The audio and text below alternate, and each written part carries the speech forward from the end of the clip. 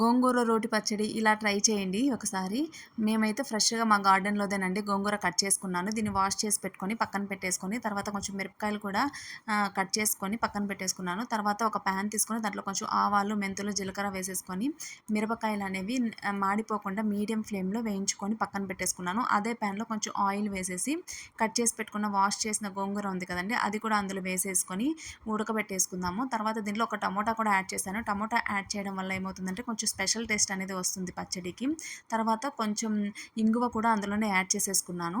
తర్వాత ఇప్పుడు మనం రోట్లోకి తీసుకెళ్ళి అందులో ఫస్టు మిరపకాయల్లో కొంచెం ఉప్పేసేసుకొని పౌడర్‌లాగా చేసేసుకుందామండి. ఆల్రెడీ ఉడకబెట్టుకున్న గోంగూర ఉంది కదా! ఇందులో యాడ్ చేసేసుకొని పచ్చడిలాగా మనకి ఎలా కావాలంటే అలా నూరుకోవచ్చనమాట.